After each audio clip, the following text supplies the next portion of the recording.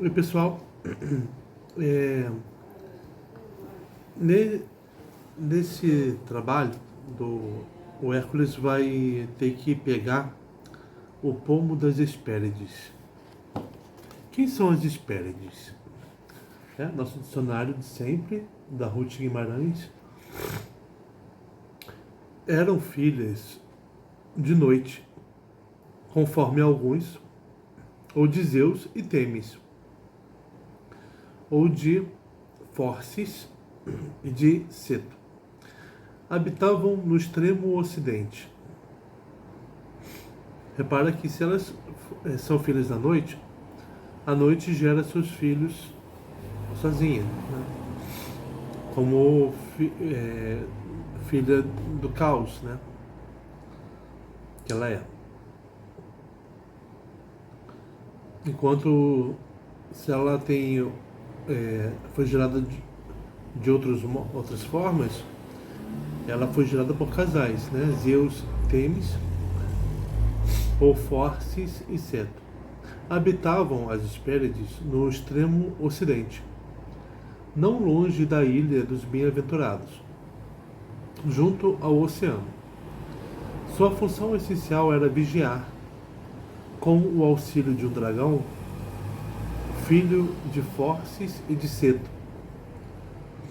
ou ainda de Tifon e de Ecdina, as maçãs de ouro, presente feito pela terra a Hera, quando de suas núpcias com Zeus. Então, as Hespérides guardavam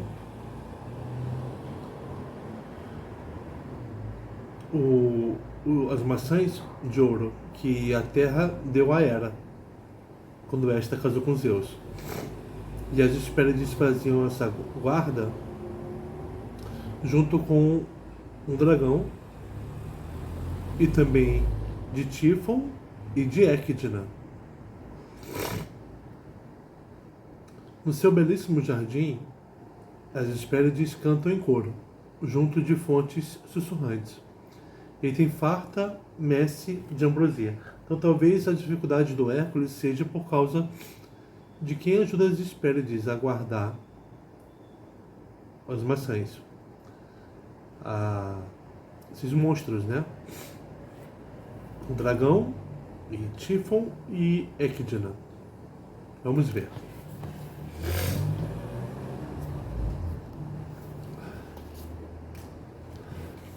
O pomo das Hespérides.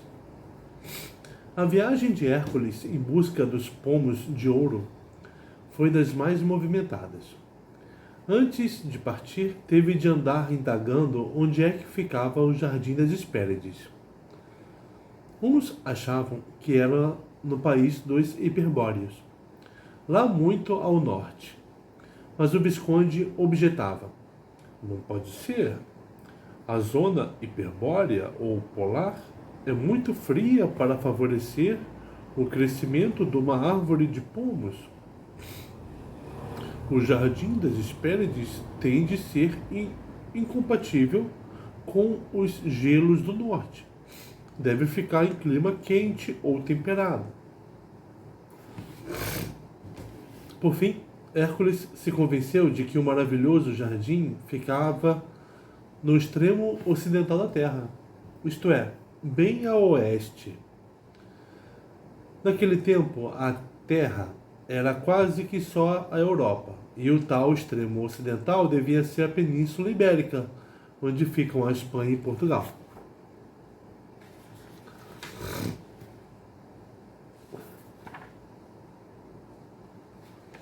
Emília quis saber o que era pomo.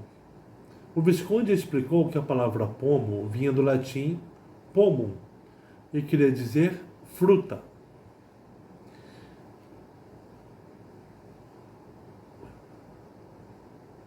Mas é mais poético dizer pomo em vez de fruta, acrescentou. Fruta dá ideia de mercado ou de verdureira de esquina. Pomo é palavra de luvas de pelica. Enjoado! Berrou Emília, que era muito plebeia. Só porque vem do latim, já está com história. Luvas de pelica, o fedor. Pois eu digo fruta e acabou-se. Mas se pomo é fruta em geral, interveio Pedrinho. Que frutas são os tais pomos do Jardim das Hespérides? E antes de mais nada, quem são essas tais Hespérides? O Visconde sabia. Não havia o que ele não soubesse.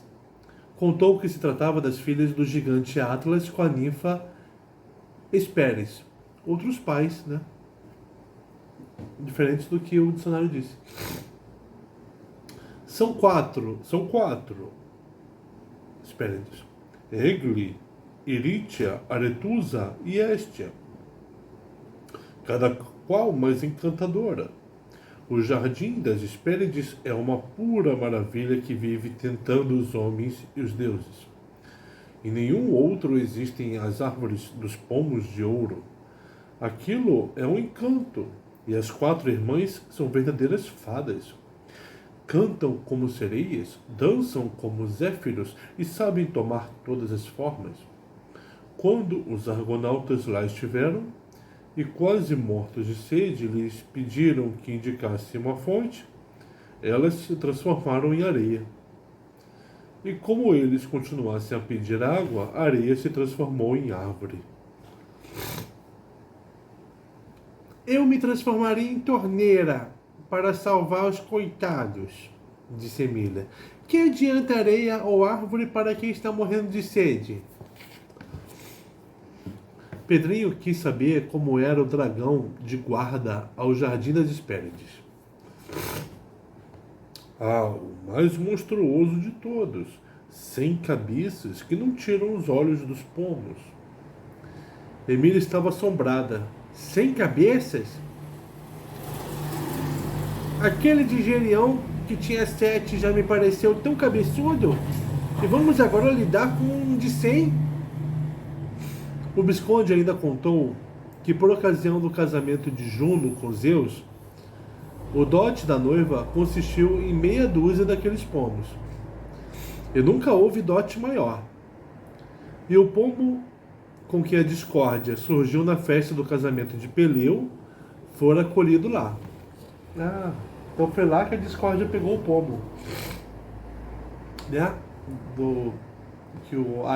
Que o Alexandre deu para Afrodite. Mas além de serem de ouro, que outra virtude tem esses pomos? Quis saber Pedrinho. Fazem que o amor nasça com a maior violência no coração de quem os toca. O grupo estava a caminho da Espanha. Hércules seguia na frente, pensando no modo de atacar o dragão. Já dera cabo de uma hidra de 9 cabeças e de um dragão de 7. Mas que fazer com um de 100? Atacá-lo com suas flechas? De pouco adiantaria, porque toma tempo lançar 100 flechas e o dragão o alcançava. Só se houvesse um jeito de adormecê-lo. Lúcio, abanando as orelhas, vinha logo atrás, com Emília de banda em seu lombo e o Picuá com a canastra e o Visconde na garupa. Volta e meia, o asno de ouro suspirava de saudades da sua antiga forma humana. Aquelas aventuras de Hércules não tinham fim, e ele condenado a andar de 4 até que a última se realizasse. Fechava a marcha meio a meio, com Pedrinho no lombo. A amizade entre os dois crescia aos metros. Tratavam-se como irmãos e era um imaginar coisas a fazer no sítio de Dona Benta que não tinha fim.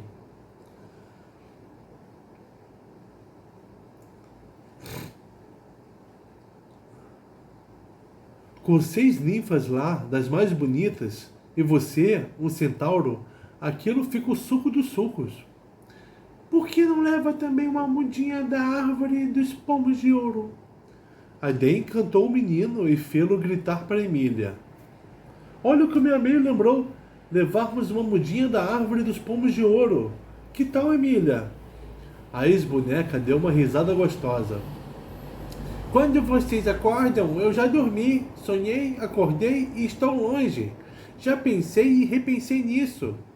Muda o mais certo é não encontrarmos nenhuma. Sementes, sim.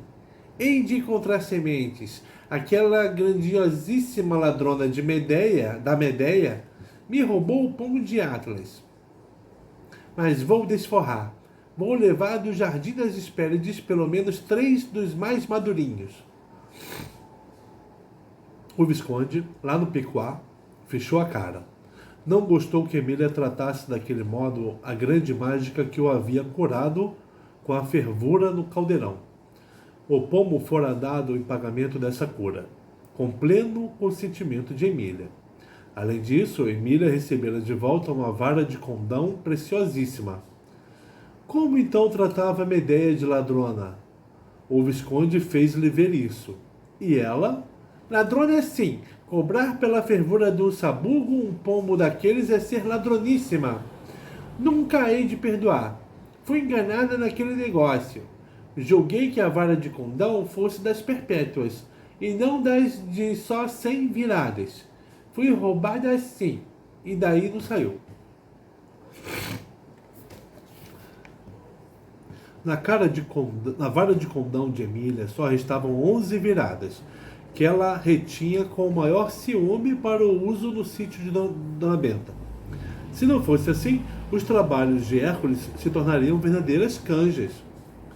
Na conquista do pomo das Hespérides, por exemplo, com uma varada, ela poderia virar o dragão em pulga, mas ficaria só com 10 viradas na vara e, portanto...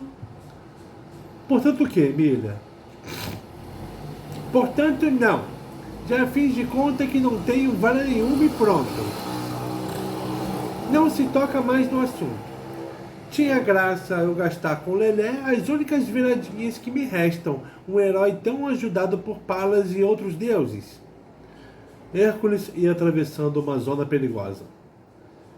Pedrinho receou encontros e lutas. Sabia do gênio esquentado do herói. Por qualquer coisinha, o sangue lhe subia a cabeça e a pancadaria trovejava. Os pressentimentos de Pedrinho saíram certos. Logo adiante surgiu um carro puxado por fogosíssimos corcéis que seguiam na mesma direção de Hércules. Em vez de sair do caminho, o herói plantou-se bem no meio da estrada, com as mãos na cintura. Meio a meio, e Lúcio pularam de lado, deixando-o sozinho. Fatalmente, no galope que vinham, aqueles cavalos iam atropelar o grande Hércules. Mas não foi assim. O condutor estacou-os com o violento puxão das rédeas. Quem és tu, homem atrevido, que interrompes a marcha do carro de Cicno, filho de Ares? Era esse Cicno um famoso domador de cavalos, realmente filho do deus Marte com Cirene. Abusando da sua origem divina, vivia cometendo em toda parte os maiores abusos. Hércules, que não lhe ignorava o mau renome, respondeu com voz de trovão: Desce do carro, Automedonte, e passa de largo puxando os animais. Hércules sou, filho de Zeus e Alquimena. Vai ser um fim de mundo! Não vai ser um fim de mundo! Murmurou Emília, toda encolhidinha lá no lombo de Lúcio. São filhos de deuses os dois? Cicno, gravemente ofendido pelas palavras de Hércules, deu rédeas e estomou os cavalos para que o atropelassem. Mais rápido, o herói os agarrou pelos freios e os arrancou da carruagem. Cicno ficou na cômica situação de um cocheiro sentado na boleia de um carro sem cavalo nenhum. Teve de saltar em terra e aceitar a luta em igualdade de condições. Aquele pega foi tão curto quão tremendo de ímpeto. Cicno desfere um potentíssimo golpe com a sua terrível lança de bronze. Mas a ponta da lança resvala pela pele invulnerável do leão da Nemeia. Hércules responde com o arremesso do dardo, apanhando Cicno pela garganta, na parte descoberta entre o capacete e o escudo. Fora golpe mortal. o filho de Marte cai como que ferido por um raio de Zeus. Era a primeira vez que os pica-pauzinhos viam Hércules manejar o dardo, uma lança curta de arremessar contra o adversário. Como previra muitas lutas naquele 10º trabalho, o herói fortalecera-se demais aquela arma. Assim que Cicno, trespassado na garganta, veio por terra, um rugido reboou, e o próprio Marte apareceu em socorro do filho. A luta entre Hércules e Marte, o deus da guerra, foi dessas coisas que a palavra humana jamais descreverá. Pedrinho tapou os olhos com as mãos, de puro horror, e Emília o imitou, mas ficou espiando pelo vão dos dedos. O Visconde, esquecido das muletas, pulou fora do picuá e foi colocar-se longe dali. Meio a meio tremia da cabeça aos cascos, e Lúcio não arredou o pé de onde estava. Ficara estarrecido, numa verdadeira paralisação de todos os músculos. Marte vestia o traje clássico do deus da guerra e terçava um glaivo curto e reto. Heracles ia defender-se com o escudo de Cicno e a clava. Os dois tremendos contendores trocaram olhares chamejantes de ódio e arremessaram-se um contra o outro. O deus Marte estava acostumado a ver o inimigo rolar por terra ao primeiro embate. Era um tranco e pronto. Mas com a firmeza de uma rocha, Hércules resistiu ao tranco do deus tremendo. Nesse momento, uma voz soou imperiosa.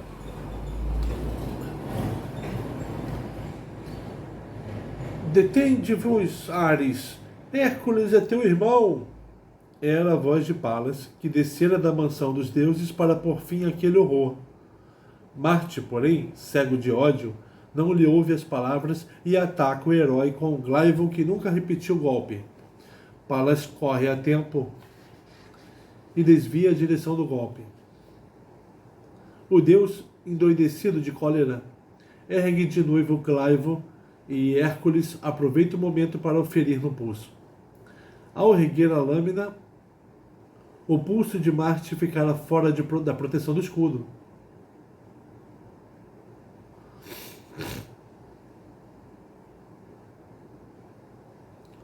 Assombro dos assombros. Pela primeira vez no mundo, um homem feria um deus em combate. E que deus? Ares, o deus da guerra. Para quem luta com espada ou glaivo, um rasgão no pulso já significa inutilizamento completo. Mas Hércules ainda desfere contra o deus um golpe de clava. O deus cai. Aqui é a luta deles. Atena atrapalhando o Ares e o Hércules. Ao verem aquilo, Fobo e Deimos, os condutores do carro de Marte, lançam-se em seu socorro, levam-no para o carro e disparam rumo ao Olimpo no maior dos galopes. Hércules havia vencido na luta ao próprio Marte. Prodigioso! Quando Pedrinho tirou as mãos dos olhos e, ainda cheio de susto, perguntou o que tinha havido, Emília respondeu: Eu também tapei a cara, mas vi tudo. Lelé espetou com a ponta do dardo o pulso do deus e depois derrubou-o com um golpe da clava. Então acudiram os dois homens do carro e sumiram-se com ele. Derrotou Marte? Exclamou Pedrinho, no maior dos assombros. Impossível! Um homem não derrota um deus. Pois Lelé derrotou o pior dos deuses, justamente o da guerra. Lelé é o número dos números. E pulando do lombo de Lúcio, Emília foi correndo abraçar o herói. Erga-me, Lelé, disse ela olhando para cima, porque o alentado herói era lá em cima. Hércules ergueu-a no braço, sentadinha ali como uma criança nova. E Emília beijou-o no queixo. Nem lhe alcançava as faces a pequenina. Sim, senhor, Lelé, Bichão maior nunca imaginei. Vencer até o deus da guerra? É batata. Escute, quem era a linda moça que apareceu no momento psicológico e desviou aquele golpe de Marte? Palas! Palas! Repetiu Emília admiradíssima. Que pena não ter sabido. Por quê? Para vê-la melhor. Quando a gente não sabe quem é uma pessoa, não a vê bem. Bem. Logo que ele a depôs no chão, Emília correu a contar a Pedrinho toda a história da luta, a que o bobo assistira, mas não vira, de medo. Medo do que, Pedrinho? Homem, nem sei, Emília. Pareceu-me tão tremendo aquilo que tive medo que fosse o fim do mundo e fechei os olhos como nos pesadelos. Nos pesadelos, quando ia caindo de um abismo, ele fechava os olhos e pronto, salvava-se. Pois não sabe o que perdeu? Continuou Emília. Vi tudo. Vi quando Palas chegou. Que? Palas também tomou parte no barulho? Ela nunca abandona o nosso grande amigo. E veio no momentinho justo, quando a espada de Marte ia alcançando Lelé. Palas, então, com o dedo, desviou o golpe. E quando Marte caiu, já ferido no pulso e com uma clavada na cabeça, aparecem os dois estafermos lá do carro. Vi quando agarraram Marte nos braços e lá se foram num galope louco. E eu sei o nome desses dois ajudantes, disse o Visconde, que estava ouvindo a conversa. Fobo e Deimos. Fobo e Deimos? Repetiu Pedrinho. O nome daqueles dois satélites do planeta Marte? Sim, confirmou o Visconde. Os astrônomos deram aos satélites de Marte os nomes de Fobo e Deimos, exatamente por isso. Porque nesta luta contra Hércules foram eles que o acudiram. Muito bem. Fim de uma batalha. É o dever do vencedor enterrar os mortos. E Hércules enterrou Cicno. Emília, como de costume, veio com o seu epitáfiozinho. Aqui jaz um domador de cavalos que encontrou quem o domasse.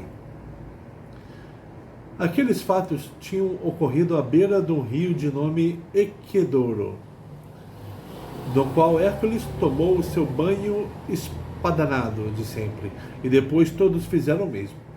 Como na Grécia heróica não houvesse comodidades modernas, banheiro de água quente e fria, eles adotavam o sistema de um bom banho ao ar livre em todos os ribeirões encontrados. O único que não podia tomar banho era o Visconde, porque os sabugos são muito porosos. Se caem na água, embebem-se de tudo e emboloram. Emília jamais se esqueceu da fase verde do primitivo Visconde, quando umedeceu e foi encontrado completamente coberto de bolor azul esverdeado. Dali partiram para as margens do rio Eridiano, justamente o que os latinos chamavam Padus e os italianos de hoje chamam Pó. Esse rio estava ganhando fama porque dias antes caíra por lá o cadáver de Faetonte, o tonto que se metera a guiar o carro do sol e fora fulminado por Zeus. Hércules tivera a informação de que à margem desse rio moravam umas ninfas, filhas de Zeus e Temis, que sabiam muita coisa sobre o Jardim das Hespérides. Então, é que, segundo o manual, as Hespérides são filhas de Zeus e Temis, né? Mas aqui não. Aqui, as filhas de Zeus e Temis são outras personagens. Lá acamparam. E depois de mais uma suculentíssima refeição de carneiros, o herói ordenou a Pedrinho que desse uma volta pelos arredores e indagasse do paradeiro das ninfas. O oficial pulou em meio a meio e lá se foi no galope. Uma hora mais tarde, voltava com a informação certa. As ninfas, filhas de Zeus e Temis, tinham residência a meia légua dali, num bosque. Hércules foi vê-las sozinho. Esperem-me aqui, recomendou. Não me demorarei muito. Enquanto esperava, Pedrinho foi ao banho. e de relance viu à beira d'água uma nereida, ou a ninfa do rio. Viu-a muito de relance, porque assim que ela o percebeu, mergulhou que nem uma sereia. Pedrinho admirou-se de uma coisa. Como é que viu tão bem aquela nereida e não viu as dríades do bosque na aventura do Gerião? Tudo mistérios, naquela Grécia de mistérios. De volta do banho, deu com o herói já de volta. Então, indagou Pedrinho. Encontrei-as, sim, mas houve erro da parte do meu informante. Quem está no segredo da localização do Jardim das Hespérides é outra pessoa, não elas. É Nereu, o velho deus do mar, deposto por Netuno. Temos de ir em procura desse venerável ancião. Mas como arrancar-lhe o segredo? Mestre que era em arrancar a vida aos monstros, o herói atrapalhava-se quando tinha de descobrir um segredo. Com ele era ali na violência. Para as coisas que necessitavam de miolo, o herói tinha de apelar para os pica-pauzinhos. Que acha que devo fazer? Perguntou o menino. E como este engasgasse, chamou Emília. Emília veio xeretíssima. Sempre que Hércules dava a honra de chamá-la, vinha toda a rebolar-se, certa de que o mundo inteiro estava assistindo a cena. Que quer de mim, amor? Disse ao chegar. Uma consulta. Tenho de ir ao palácio do velho Nereu, que é, quem sabe, da exata localização do Jardim das Hespérides. Mas estou atrapalhado com um problema. Como arrancar do antigo deus do mar o segredo? Emília segurou o queixo e enrugou a testa. Depois, seus olhos brilharam com o brilho do Eureka. Podemos fazer com ele o que fizeram com a Cuca lá no sítio. E contou toda a história do amarramento da Cuca e do suplício do pingo na testa. Foi o meio de obrigá-la a fazer o que eles queriam. Isso naquela história do Saci. Hércules deu plena aprovação à luminosa ideia. Vão torturar o Nereu. Que o Hércules e o Pedrinho no Jardim das Hespérides.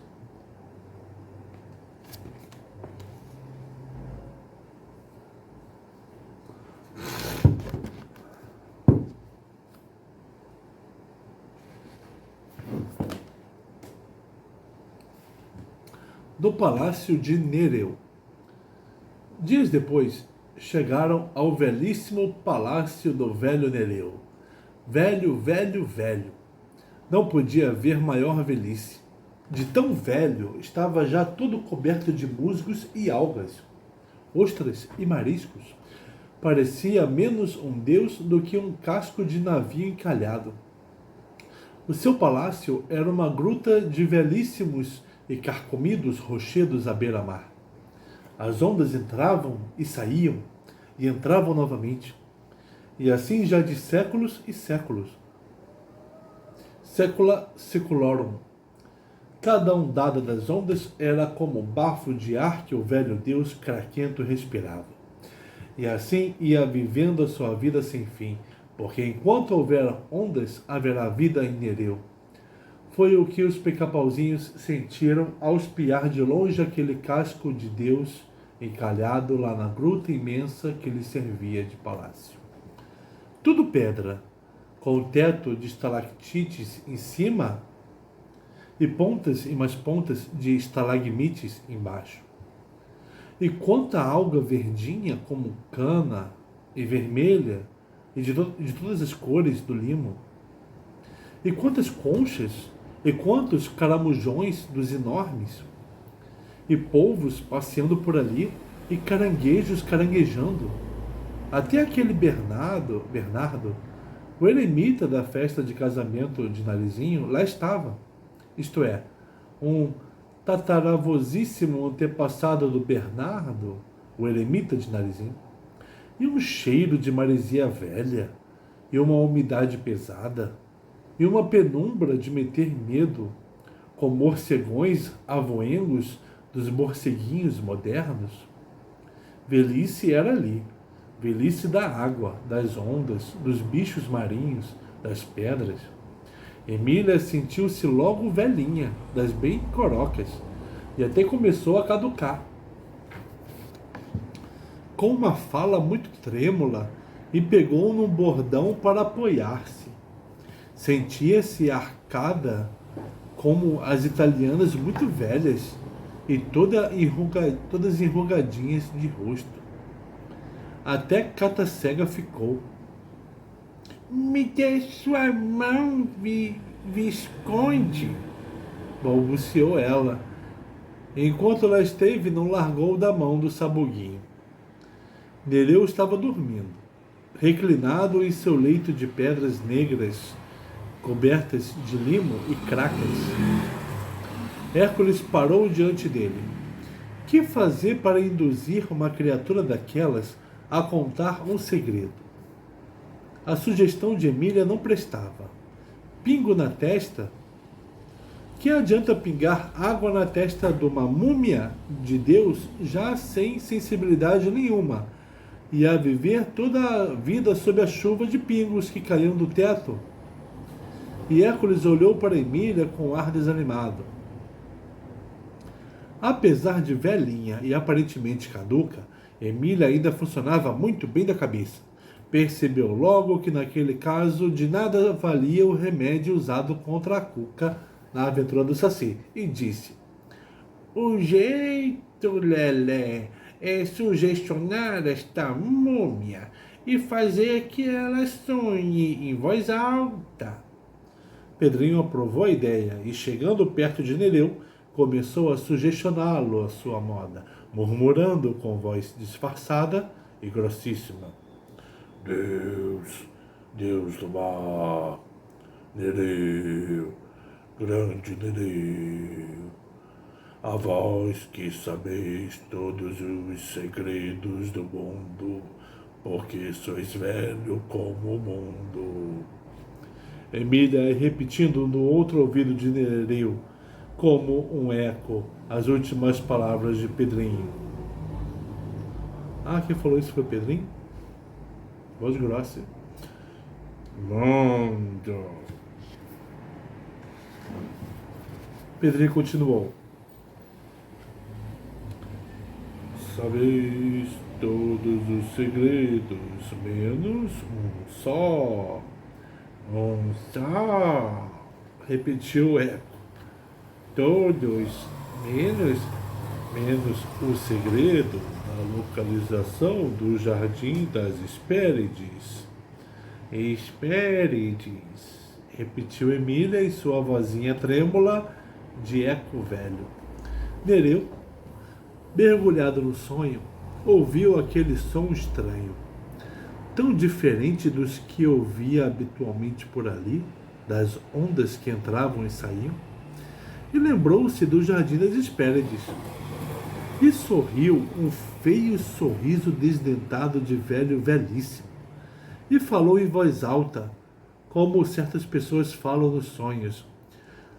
Sim, as Hespérides, lembro-me sim. 4, lá do jardim perto de Tinges. Não era preciso mais. Sem querer, o velho Nereu revelara no sonho o que ninguém no mundo sabia. O Jardim das Hespérides ficava perto da cidade de Tinges, a mesma em que eles haviam estado em aventura anterior.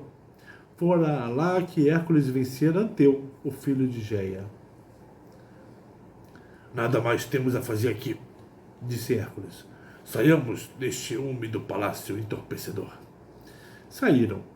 À proporção que ia se aproximando das portas da imensa gruta, a ex-boneca ia remoçando. Primeiro botou fora o bordão em que se apoiava. Depois endireitou o corpo. E quando se viu restituída à luz do sol, estava já sem a menor tremura na falinha. Uf! Exclamou, espreguiçando-se e desentorpecendo os músculos. Velhice das que pegam na gente. É a primeira que vejo. Nós chamamos de velhas Dona Benta e Tia Anastácia, mas perto de Nereu as duas nem nasceram ainda. Hércules confessou que também havia sentido um entorpecimento dos músculos. Não havia dúvida de que as velhices muito velhas contagiavam até os próprios heróis. Depois de se restaurarem os raios do sol e de trocarem 1000 impressões sobre o velho Nereu, puseram-se a caminho da Líbia. Emília observou que não encontrara na gruta nenhuma nereida dançando e cantando para distrair o velho pai, como lhe haviam contado. Com certeza, vendo que Nereu não saía nunca daquele sono de Deus do mar aposentado, elas tinham fugido para cantar e dançar em lugares mais alegres. A viagem à Líbia foi a repetição da primeira. Hércules, coitado, enjoou como nunca e chegou à praia da Líbia com o olho mais branco que manjar branco. Mas restabeleceu-se prontamente e seguiu para Tinges. O povo da cidade o recebeu com grandes honras. Houve festas e mais festas, presentes e mais presentes. Emília ganhou um escaravelho de ouro, fabricado pelos ourives do Egito, terra vizinha. Mas ninguém na cidade pôde informar coisa nenhuma sobre o Jardim das Hespérides. Hércules olhou para Emília como quem pede opinião. E ela? Nereu disse que o jardim ficava perto daqui, mas não declarou onde. A palavra perto na boca de um diabo velho como aquele pode significar uma boa longura. E o que acha que devemos fazer? O remédio, Lelé, parece-me um só. Aplicar o faz de conta. E aplicou. Faz de conta que fica a 2 dias de marcha rumo sul. Hércules continuava a não entender muito bem aquele negócio do faz de conta, mas já se habituara a não duvidar dos seus efeitos. Voltou-se para os outros e deu ordem de marcha. Vamos caminhar rumo sul durante 2 dias. O Jardim das Hespérides é lá. Lá onde, Hércules? Reclamou Pedrinho. 2 dias é tempo, não é lugar. O herói olhou novamente para Emília, e Emília lampeirissimamente. Com 2 dias de marcha batida, chegaremos a um certo lugar. O Jardim das Hespérides é aí pronto. Aposto um pomo. Diante daquela firmeza, nada mais restava senão porem-se a caminho. E puseram-se a caminho, com o pobre Lúcio sobrecarregado com os presentes recebidos. Muitas rosas vira ele em Tinges, e grande vontade lhe veio de comê-las. Mas era um asno de palavra. Havia prometido aguentar até o fim, e aguentaria. O terreno era dos arenosos, beira de deserto, árvores dos países temperados nenhuma, só palmeiras, sobretudo tamareiras. Pedrinho regalou-se de comer tâmaras no cacho e levou um sortimento no lombo de Lúcio. Meio a meio dava galopadas gostosas, porque para um centauro nada melhor do que as planícies sem tropeços. Em certo ponto, viram uma miragem estampada no céu. Que maravilha! Exclamou Pedrinho. E o Visconde explicou que a miragem reproduz como um espelho o que está embaixo. Então essa miragem está reproduzindo o Jardim das Hespérides, berrou Emília. Estou vendo a árvore dos pomos de ouro carregadinha. E era mesmo. Logo adiante avistaram, lá bem longe, um começo de jardim. O Jardim das Hespérides, afinal.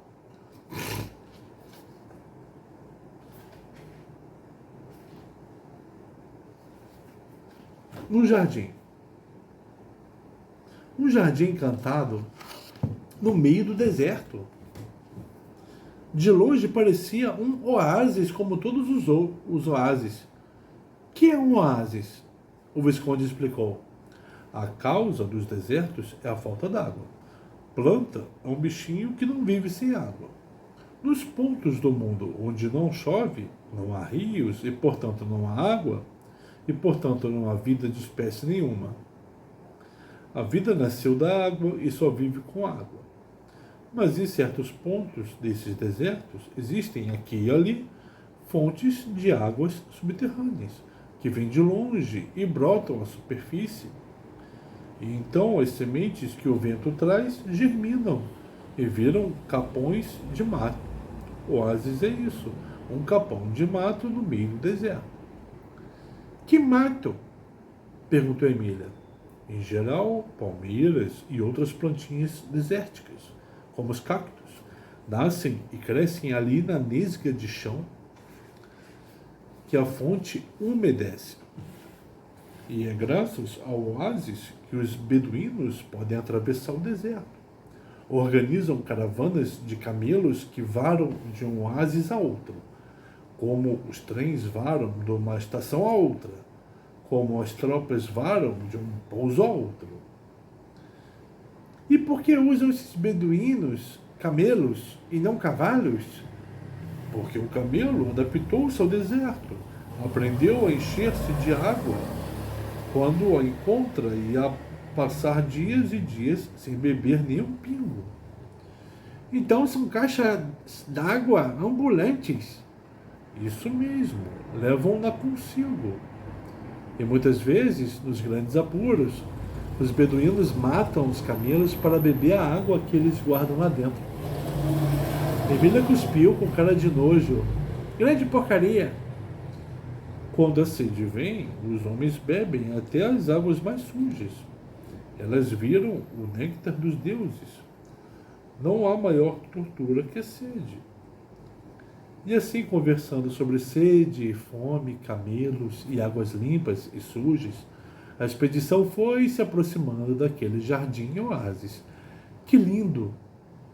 Como se regalaram só de vê-lo à distância. Muitas palmeiras como nos oásis comuns, mas debaixo das palmeiras numerosas plantas das que dão flores lindas e frutas gostosas. Hércules parou. Tinha de planejar a entrada no jardim, e todo cuidado seria bom. Havia o dragão de 100 cabeças de guarda aquilo. Em que ponto ficava o dragão? Escondido em alguma gruta como a da ilha de Eritia? E o herói, na forma do costume, volveu os olhos para os pica-paus. Eles é que sabiam pensar certo nas ocasiões difíceis. Então, oficial! Exclamou Hércules, olhando para o seu oficial de gabinete. Pedrinho estava muito atento, como que a procurar se havia uma entrada no jardim. Não viu nenhuma. Podiam entrar por onde quisessem. Uma solução lhe veio. Podemos mandar o Visconde assuntar. Emília aprovou a ideia, mas com um aperfeiçoamento. E o Visconde pode ir camuflado, vestido de folhas secas, como aquele bicho-folhagem das histórias. O sabuguinho suspirou. Era sempre assim.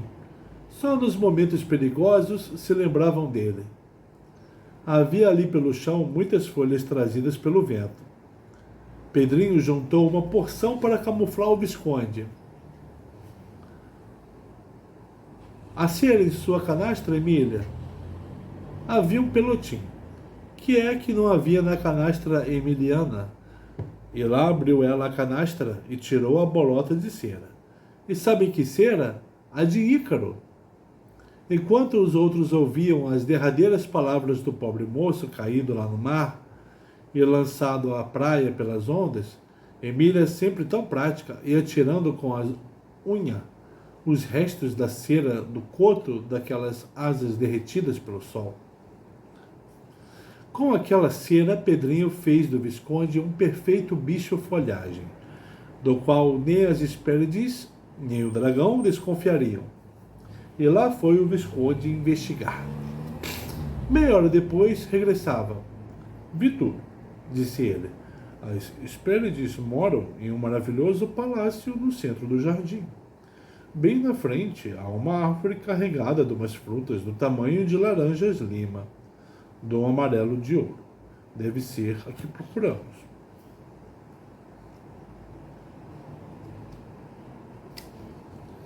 Aparentemente está fácil, né?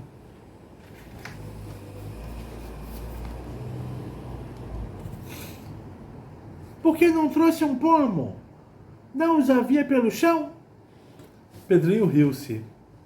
Que ingenuidade! Pois é lá possível que pomos de ouro andem pelo chão, como as laranjas lá no nosso pomar? As Hespérides juntam todos e guardam-nos como as maiores preciosidades do mundo. E o dragão Visconde? Estava lá de guarda, sim. Encontrei-o dormindo com metade das cabeças. As outras vigiavam, com os olhos muito abertos. São 100 mesmo? Não contei, mas é cabeça que não acaba mais. E as Hespérides? Quis saber Emília. Vi 3 passeando pelo jardim, lindas. Impossível criaturas mais lindas. E o Visconde, que era um grande apreciador da beleza feminina, revirou os olhos para o céu. Bom, Hércules ficou instruído da situação. Restava agora estudar o meio de destruir o monstro. Atacá-lo com flecha já vira ser absurdo. Que fazer? E o herói olhou para Emília. Que fazer, Emilinha? A ex-boneca segurou o queixo e franziu a testa. Era assim que espremia a caixa das ideias, fazendo que espirrasse alguma. Depois de uns instantes, seus olhos brilharam. Sinal de ideia espirrada. O meio é narcotizar esse bicho. Pedrinho fez cara de decepção. Soluções teóricas são muito fáceis. Narcotizar. E onde o narcótico, boba? No deserto não há farmácia nas esquinas. Emília pensava. Hércules não tirava dela os olhos. Como fazer? Evidentemente, Emília estava remoendo uma ideia qualquer, com ar de quem quer e não quer. Por fim, disse, depois de um profundo suspiro: o jeito é um só: fabricarmos ópio. A decepção cresceu.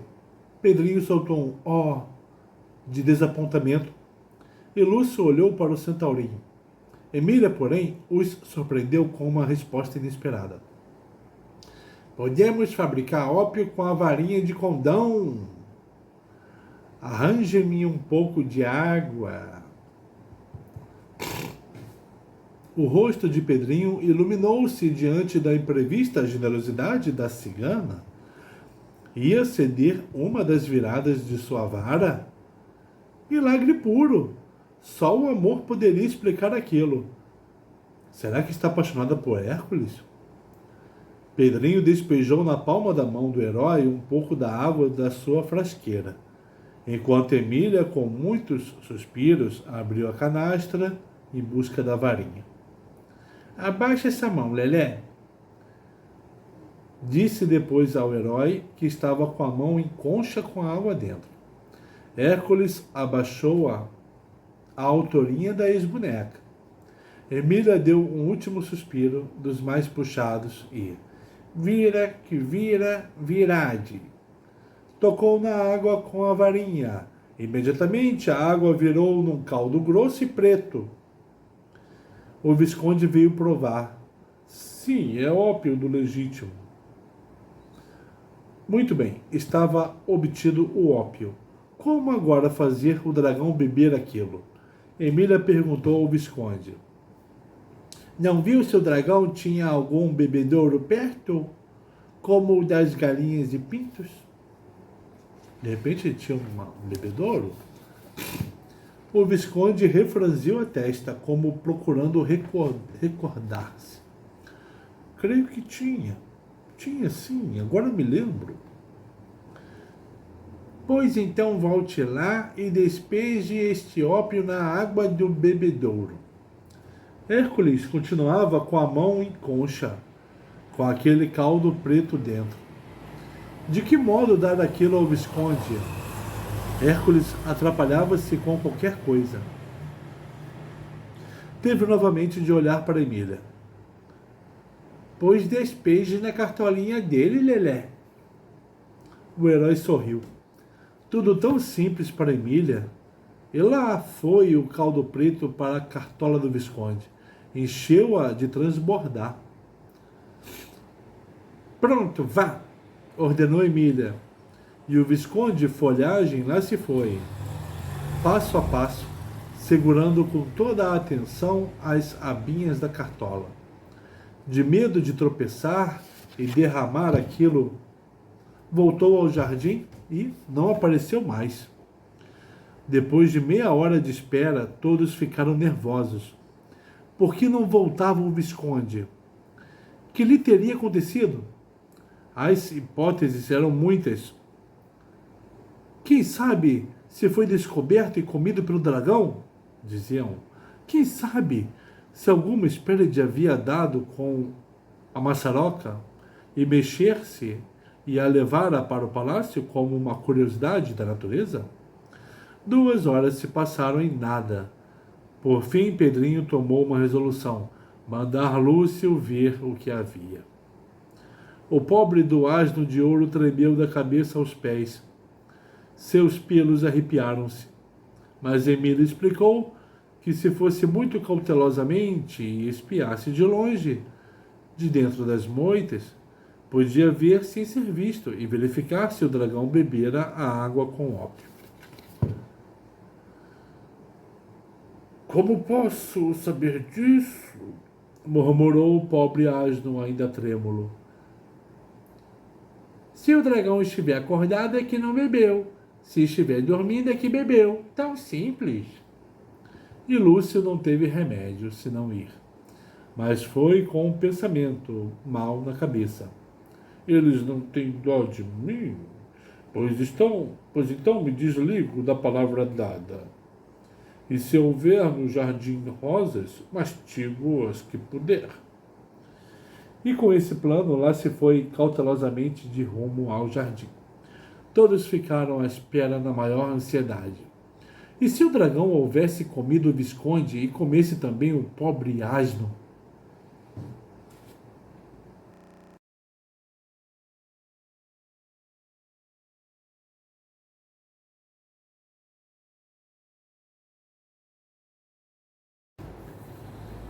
O dragão de 100 cabeças.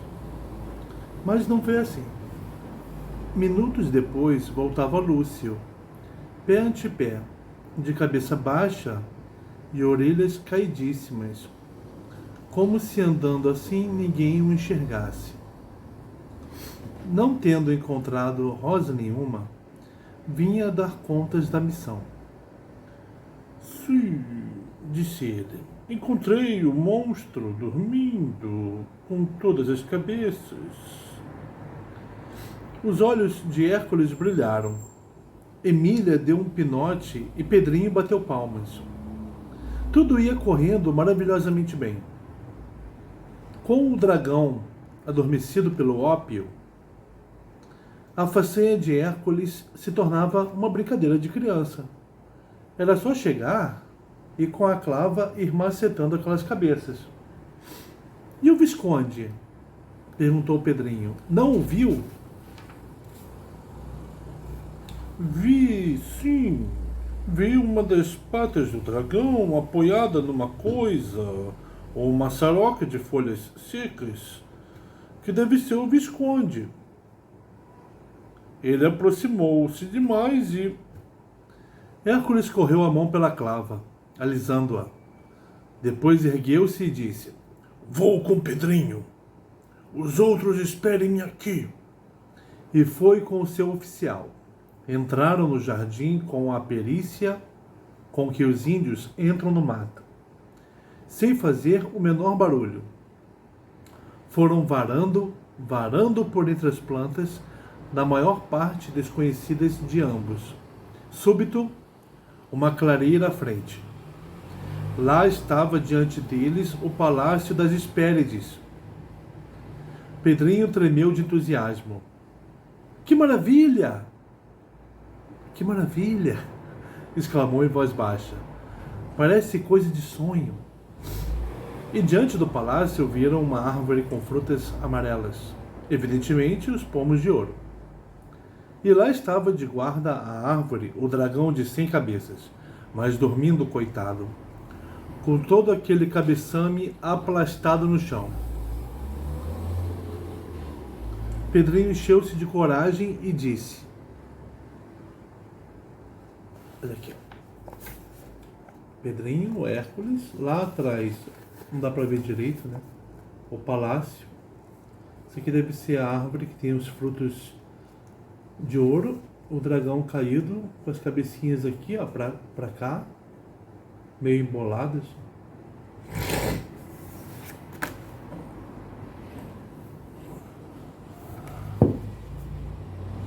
Aí o Pedrinho disse: me dá a sua clava, Hércules. Eu mesmo esmago pelo menos metade daquelas cabeças.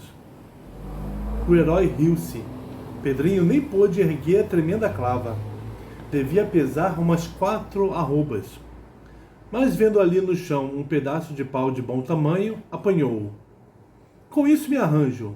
O tacape dos índios lá da minha terra é um pau mais ou menos assim. E lá se foi de tacape em punho rumo ao dragão adormecido. Caminhava cautelosamente, pé ante pé, como o asno e já de tacape erguido. E ia descarregar o primeiro golpe numa das cabeças quando deu com o Visconde.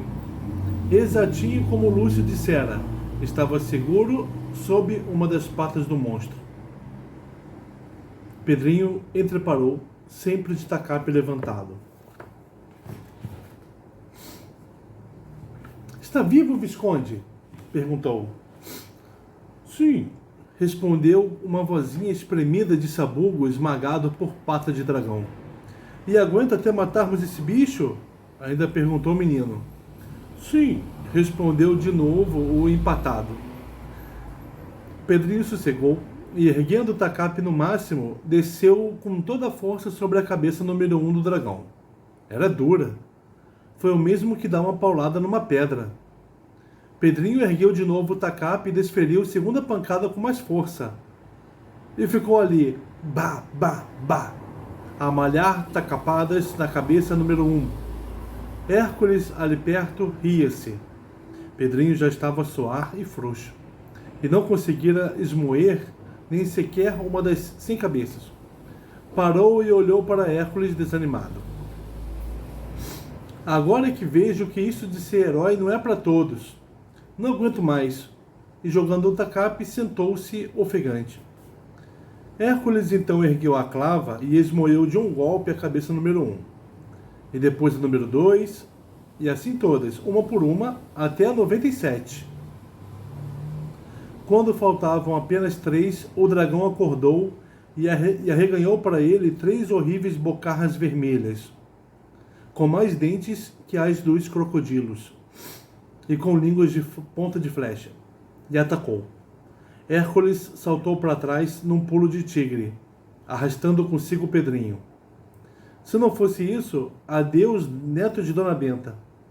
Sentado ali a descansar como estava e desprevenido, foi o puxão de Hércules que o salvou. Uma flecha partiu do arco do herói, e outra e outra. As últimas 3 cabeças do monstro penderam e foram juntar-se às 97 já esmagadas. Nesse momento, uma voz soou atrás deles. Avé, avé, evoé! Os dois voltaram o rosto.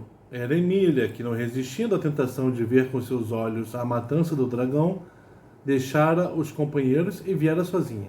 Lá estava ela trepada a uma árvore. O grito de Emília ecoou no palácio das Hespérides. Aretusa, ocupada em tricotar um cinto para Juno, ouviu aqueles avéis e estranhou, porque além delas só havia no jardim maravilhoso o dragão. Ora, o dragão era mudo como as serpentes, só silvava de vez em quando, tss, tss, tss, como a Ká do livro de Jangal. E a moça correu a ver do que se tratava. Dando com o herói e o menino lá perto do dragão imóvel, evidentemente morto, Aretusa soltou o grito das sereias. Humanos! Suas 3 irmãs acudiram à janela, Egli, Estia e Eritia, cada qual mais linda. Emília, lá do galho da árvore, percebeu-as e sussurrou para Hércules: Já viram você, Lelé? Estão de olhos arregaladíssimos, olhando para cá. E desceu. Nada mais tinham a fazer ali. Agora, ao palácio. E o Visconde? Berrou Emília. Sim, o Visconde. Entretidos com tanta coisa, Hércules e seu oficial tinham-no esquecido completamente lá sob a pata do dragão morto. A pergunta de Emília chamou-os à realidade. Pedrinho foi até lá com ela. Ergueu com esforço a pata do monstro, enquanto Emília puxava o sabuguinho. Como estava amarrotado, despiram-no das folhas secas e examinaram-lhe o corpo. A barriga toda amassada, a cartolinha entortada. Hércules dirigiu-se ao palácio das Hespérides. Aretusa veio recebê-lo à porta e, com espanto do herói, o reconheceu. Hércules! Exclamou. Não me surpreende a tua presença aqui. O oráculo de Amon já o tinha previsto. Estava falando com a maior gentileza, sem hostilidade nenhuma no tom. Isso muito alegrou Pedrinho, fazendo-o pressentir que tudo ia acabar bem. Aretusa fez o herói entrar e chamou as outras. Egli, Estia, Eritia, venham ver quem está aqui. Pedrinho tonteou. Nunca supôs que houvesse criaturas de tanta beleza. E pela primeira vez sentiu não ser gente grande, mas para namorá-las. Hércules fez as apresentações do costume.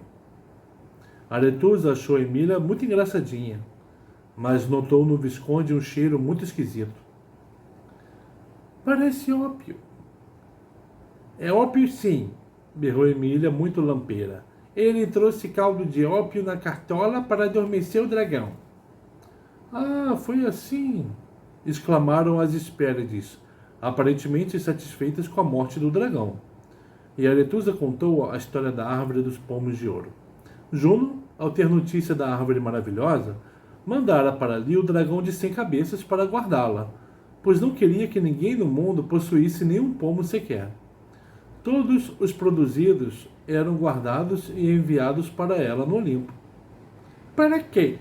Indagou Emília com a sua carinha de ex-boneca insaciavelmente curiosa.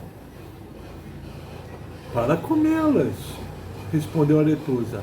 Oh, então esses pomos são comestíveis? Sim, e deliciosos. Mas não são de ouro?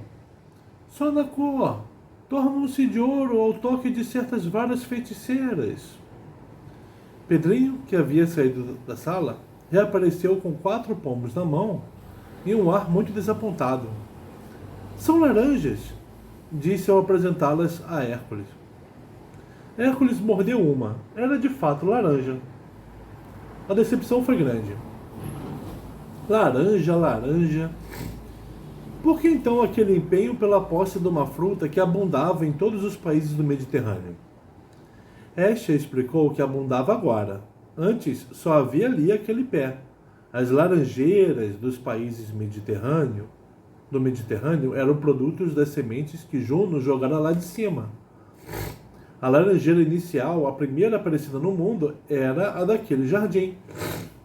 Ah, então era come os frutos, lá de cima joga as sementes, então vai se criando as laranjeiras, né?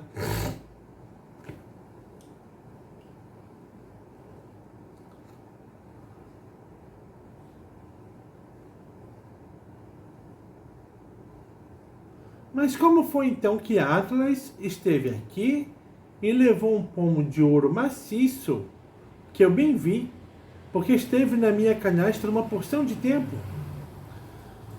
Porque a pedido dele, nós o tocamos com a nossa varinha mágica.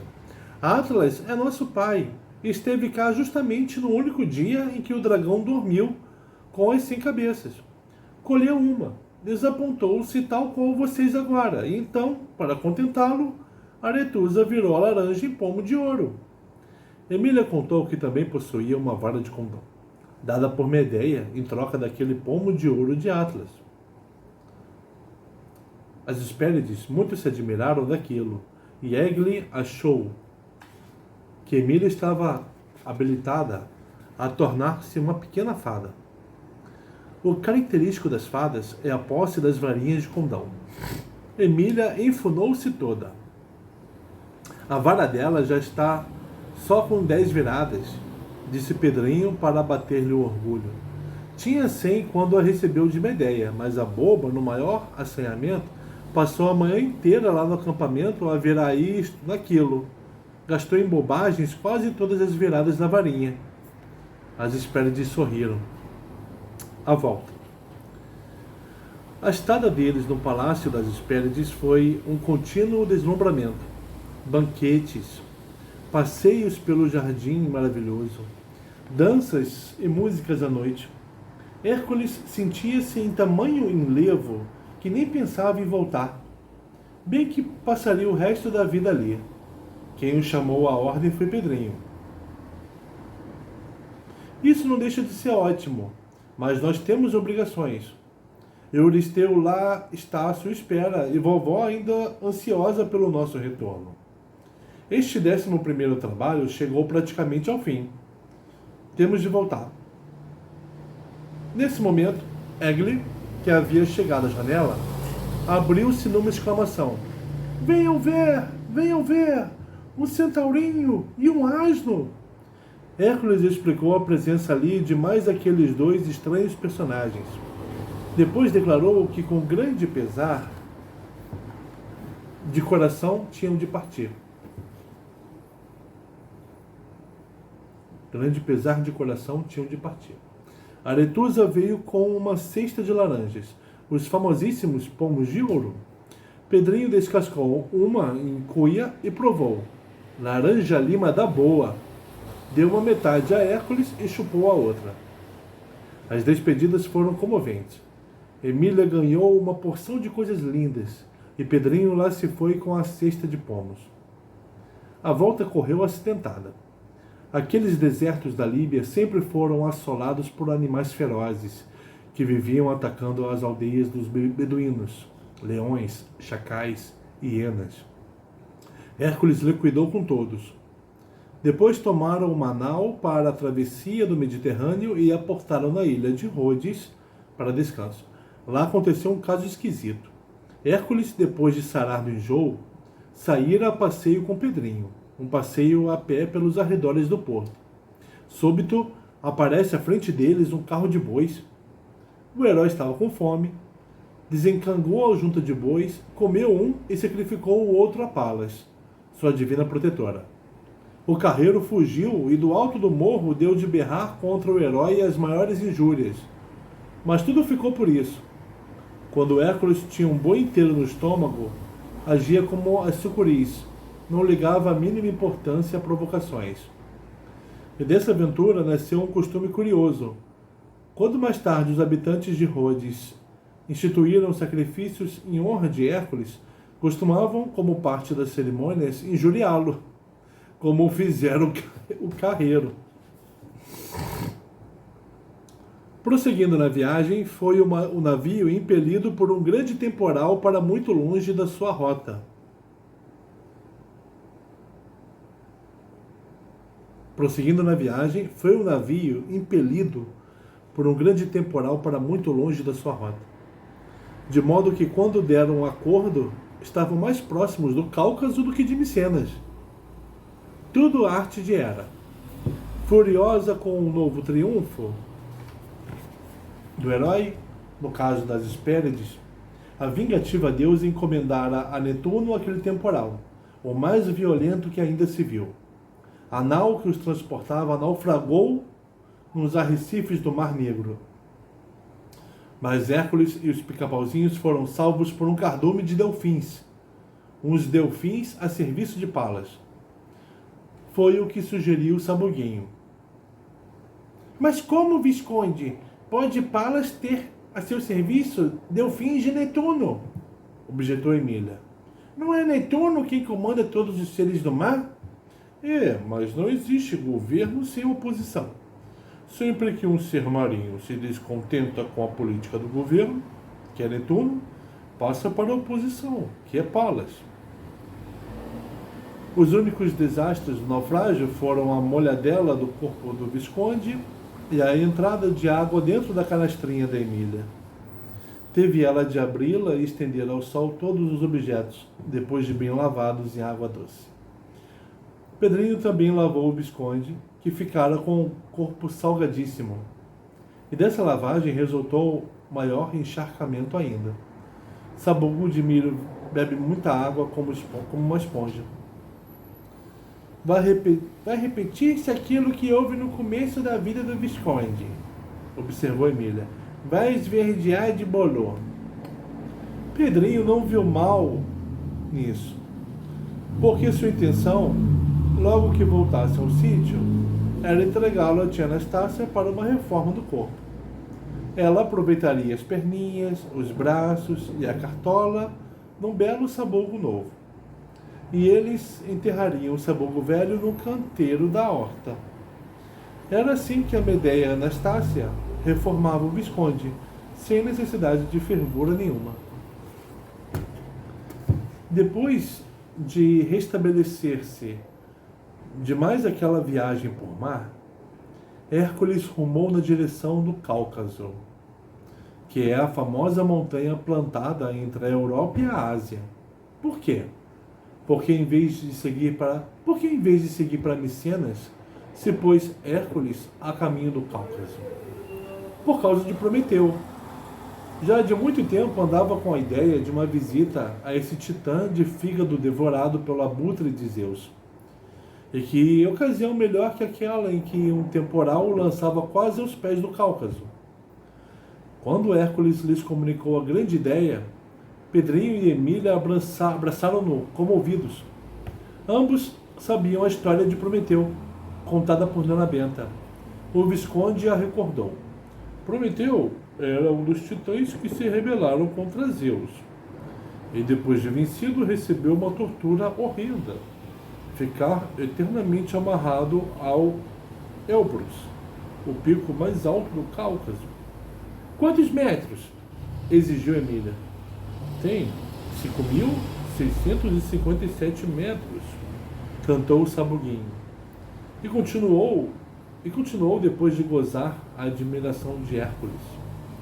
Pois é, Zeus condenou-o a ficar amarrado naquele pico eternamente, e a ser eternamente bicado por um abutre. Sei, disse Pedrinho, bicado no fígado. O abutre come o fígado de Prometeu diariamente, e diariamente o fígado renasce. Os deuses sempre foram vingativos. Daí vem aquele dito: a vingança é o manjar dos deuses. E ninguém jamais verificou isso melhor do que esse titã. O suplício de Prometeu é de arrepiar os cabelos. Mas que é que ele prometeu? Perguntou Emília. Prometeu? Não prometeu coisa nenhuma. Fez coisa mais importante. Deu ao homem o elemento inicial do progresso, que é o fogo. Aqui, ó. Tem só um pouquinho de sangue, né?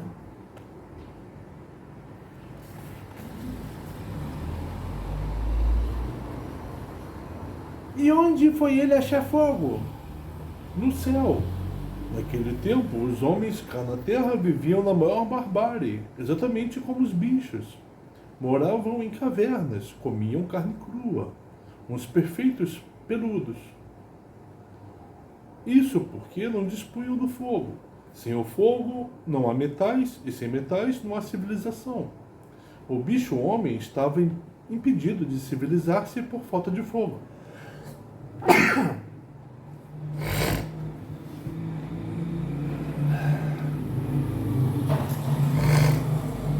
Então aparece Prometeu e promete dar fogo ao homem.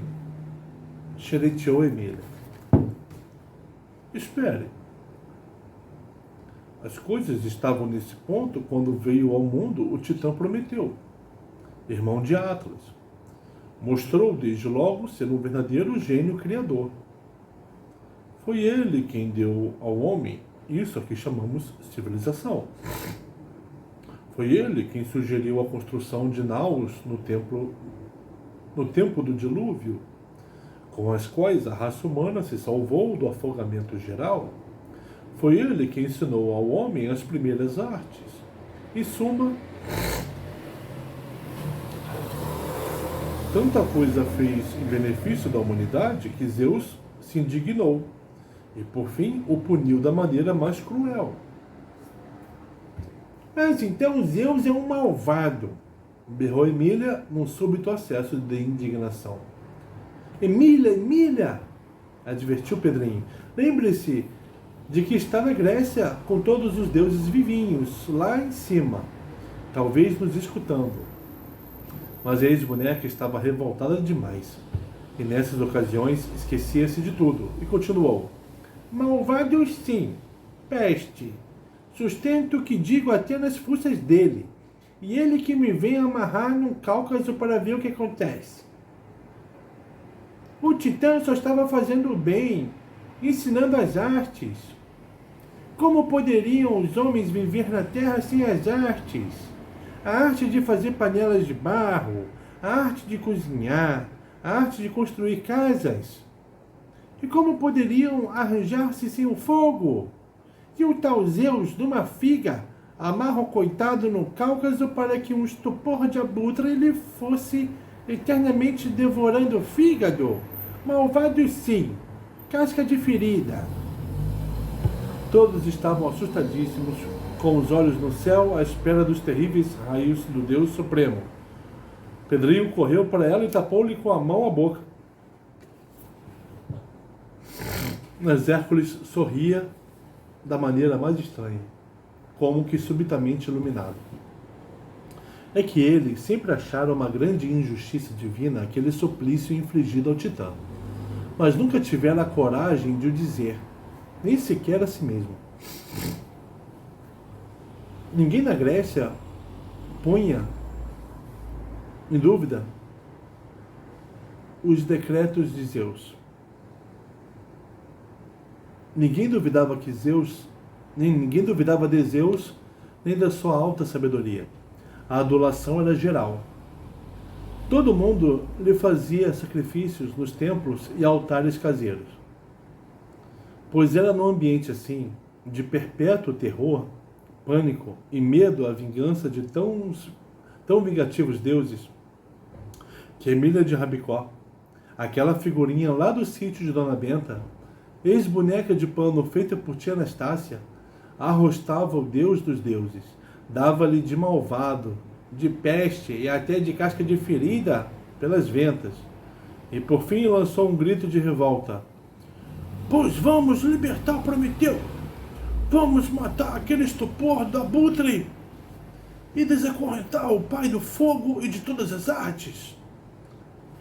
Tão tremendas palavras soaram dentro de Hércules como a voz da sua própria consciência, acordada depois de longo período de mudez.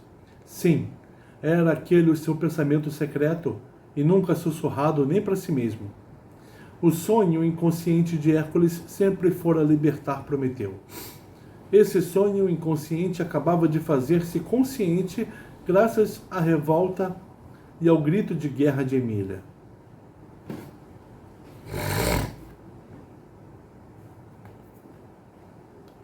E aconteceu então um fato assombroso. Hércules, o tremendo e invencível Hércules, o homem mais forte que o mundo jamais produziu, chorou. Chorou de pura emoção. E agarrando Emília e beijando na testa, disse: Você é a própria voz da minha consciência, criaturinha. Prometeu. A raiva de Zeus contra o Titã vem de várias coisas, disse o Visconde. Houve primeiramente a história do touro. Que touro? Prometeu havia sacrificado a Zeus um touro, mas Zeus estranhou o cheiro da fumaça. Espia e descobre tudo. O touro não era touro de verdade, sim uma armação de vime e palha. A partir desse dia, Prometeu ficou marcado. Em seguida veio a história de ensinar as artes aos homens. E se depois de grandemente se aperfeiçoarem nas artes, os homens virassem deuses? Zeus não gostou da brincadeira. E por fim veio o grande crime. Prometeu roubou o fogo do céu para dá-lo ao homem. Aí Zeus explodiu e inventou a incrível tortura do abutre a comer um fígado vivo e renascente. E quando foi isso? Há milhares e milhares de anos. Quer dizer então que o pobre Prometeu está lá há milhares e milhares de anos. E não há ninguém que se anime a libertá-lo. Berrou Emília, vermelha de cólera. É preciso então que eu, uma coitadinha lá da roça, me lembre disso? Porcaria! Que é porcaria, Emília? Perguntou Pedrinho. A humanidade, bobão, pois não vê? Os homens que andam a regalar-se com os benefícios das artes ensinadas pelo Titã, com os assados de carneiro e boi feitos no fogo que ele lhes deu, sem que ninguém se lembre de ir lá tirá-lo, de matar aquele estupor de abutre e jogar aquelas correntes no nariz de Zeus.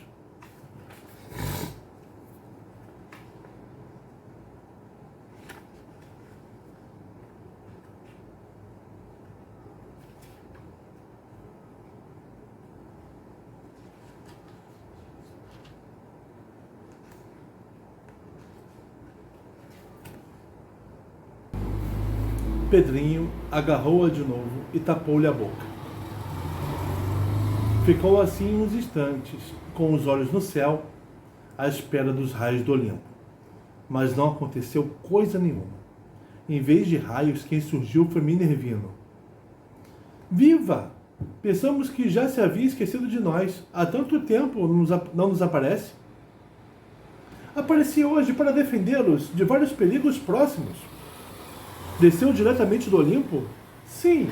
Não notou se Zeus está assim com cara de quem comeu e não gostou? Zeus deve estar sonhando com a Europa, Leda ou qualquer das suas antigas namoradas, porque ainda não acordou esta manhã. Certos sonhos fazem-no despertar muito tarde. Pedrinho respirou. Zeus não tinha ouvido o desabafo da Marquesa de Rabicó. Minervino contou 1000 coisas. Palas estava radiante com o desfecho da aventura das Hespérides e queria agora guiá-los naquelas montanhas. Ela já sabe que ele leva a libertar Prometeu? Perguntou Emília. Já! Como se essa ideia nasceu agorinha mesmo na cabeça dele? Os deuses adivinham o pensamento dos mortais. Palas leu na cabeça de Hércules esse pensamento e mandou-me acompanhá-lo. Emília contou que havia visto Palas no momento em que ela desceu para impedir a luta entre Hércules e Marte. Sim, Palas desceu, confirmou Minervino. Eu acompanhei-a. E Marte, como vai do ferimento no pulso? Perguntou Pedrinho. Que coisa esquisita um herói derrotar um deus, e logo que deus, o da guerra. Não há o que um homem não faça quando tem Palas do seu lado. Minha deusa é a grande deusa. Quem goza de sua proteção, nada tem a recear, nem mesmo de Zeus. Uau! Palas faz dele o que quer. Foram caminhando rumo ao Cáucaso. Os primeiros contrafortes já estavam perto. Começou a subida. Enquanto a marcha fora no plano, Lúcio não protestou muito. Limitava-se a uns suspirinhos de longe em longe, mas na voz de subida de morro, estrelou.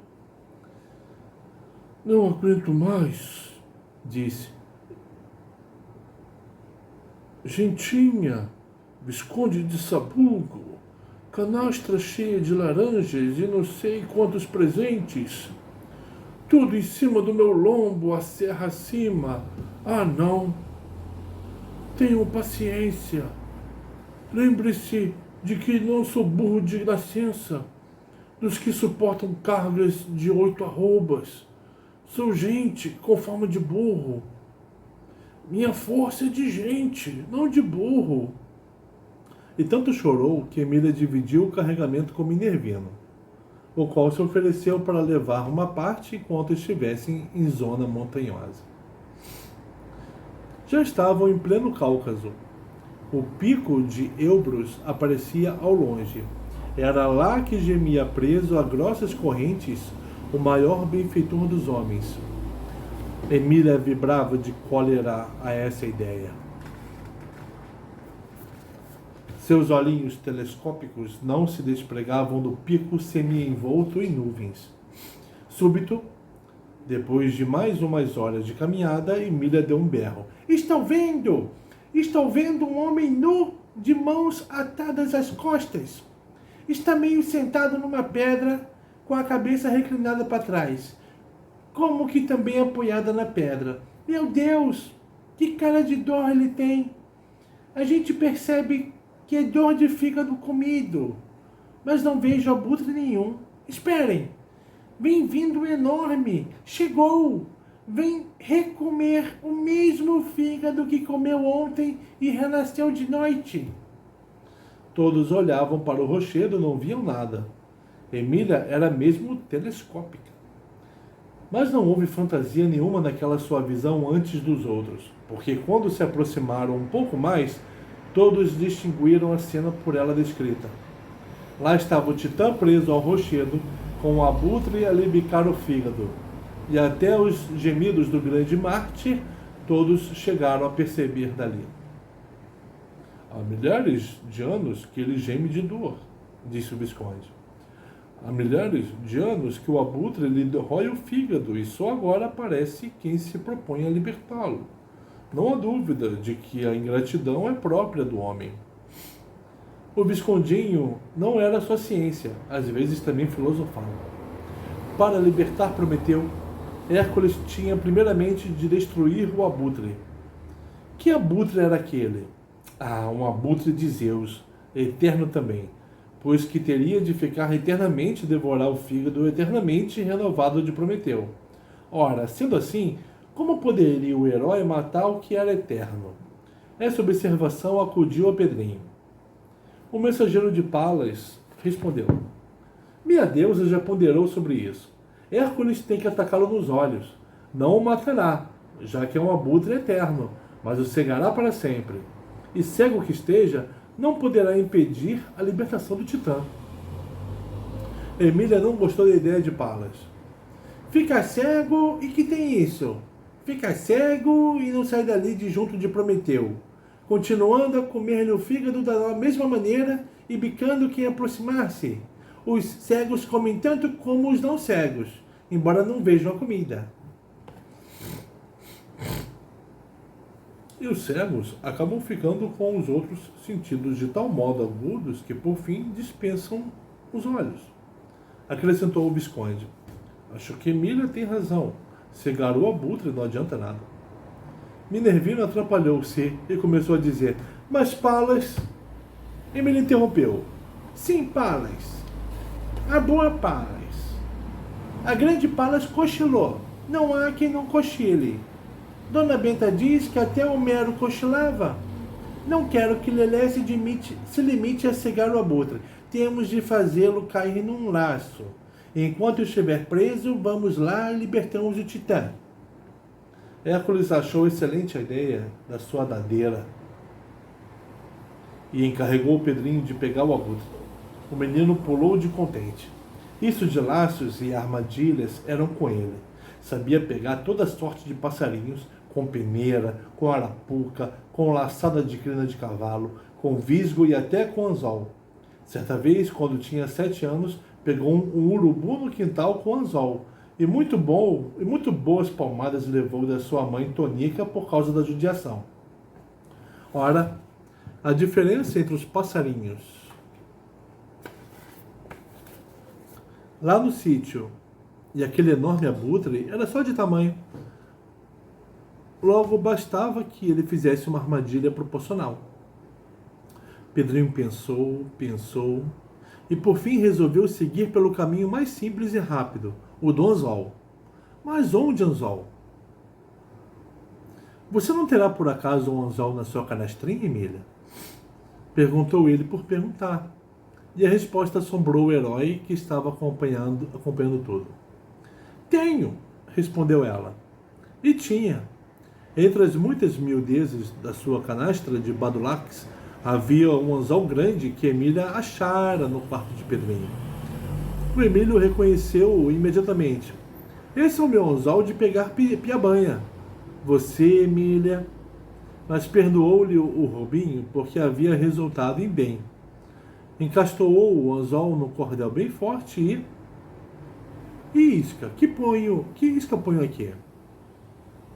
Hércules opinou que um fígado de carneiro seria ótimo, mas a dadeira não concordou. Aqui, ó.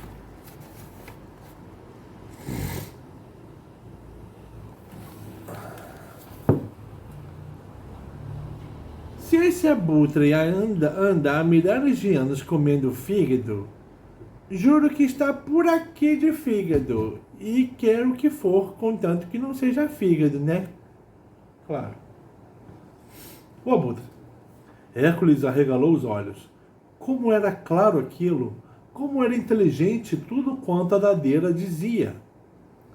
Pedrinho iscou o anzol com um rim de carneiro. E agora? Quem ia largar o anzol iscado lá perto do abutre? Quem mais, senão o Visconde? Pedrinho chamou e deu-lhe as instruções. Você vai galgando o pico e lá em cima arrasta-se por trás do abutre e larga a isca num lugar bem visível. Nós ficamos aqui segurando a ponta do cordel. O Visconde suspirou que nem Lúcio, mas foi. Galgou o pico e lá em cima arrastou-se por trás do abutre. Mas em vez de largar a isca, teve a bela ideia de jogá-la bem diante do bico da ave. A isca nem chegou a cair no chão. O abutre, enjoadíssimo de fígado e sequioso por variedade, sentiu o cheiro do rim e pegou-o no ar. Fisgado! Berrou o Visconde. Puxem! Pedrinho puxou o cordel. Mas com o arranco que, ao sentir-se preso, o abutre deu, o arrastado foi Pedrinho, e não ele. E se num movimento rapidíssimo Hércules não levasse a mão ao cordel, lá iria Pedrinho pelos ares, levado pelo abutre, em voo. Imagine-se, o que é imprudência de criança, que ele havia atado a ponta do cordel em torno da cintura.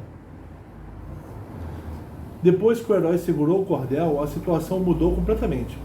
O abutre, que já ia entrando em voo planado, capotou com arranco, focinhou. E lá veio como um paraquedista cujo paraquedas se engasga. Hércules ia encurtando o cordel, como que recolhe um peixe do espaço. Ao tê-lo ao alcance da mão, agarrou-o pelos pés e subjugou-o. Bem que a monstruosa ave se debateu. Mas se nem monstros como o leão da Nemeia podiam com o herói, que esperava aquele abutre? Emília insultou-o. Bem se vê que é ave de zero cérebro. Que adianta debater-se assim? Sossegue, estupor, antes que Lelé perca a paciência e esmoa essa cabeça, como fez com as 100 do dragão lá no jardim. Parece que a ameaça valeu, porque o abutre sossegou. Hércules amarrou pelos pés a um tronco de árvore e disse: Pronto, podemos ir descansar, prometeu. Podemos ir desencadear, prometeu. Emília pôs as mãozinhas na cintura. Que cabeça, meu Deus! Pois você tem coragem, Lelé, de deixar esse abutre de bico mais cortante que alicate, preso só pelos pés? Assim que virarmos as costas, ele aplica a bicança no amarilho. Corre a corda e vai voando para o rochedo e chega muito antes de nós. Hércules abriu a boca. É mesmo? Exclamou com cara de bobo. E ficou olhando para Emília à espera de solução. Emília nem segurou o queixo para pensar. Tão simples aquilo. Pois é só cortar-lhe a ponta de uma das asas, como faz tia Anastácia com as galinhas muito voadeiras. E foi o que fizeram.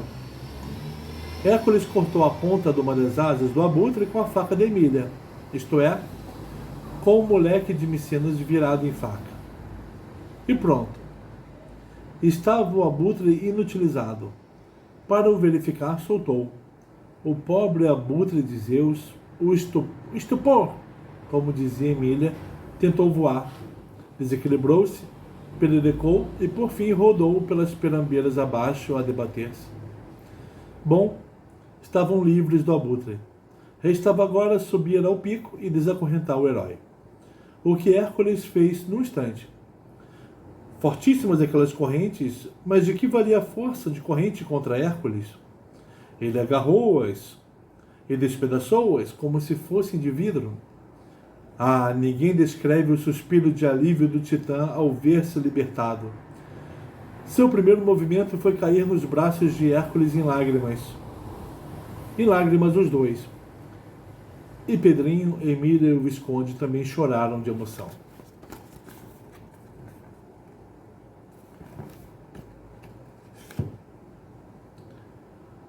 Livre! Livre afinal! Exclamou Prometeu. Livre! Depois de séculos e séculos de martírio pelo crime de haver dado fogo aos homens.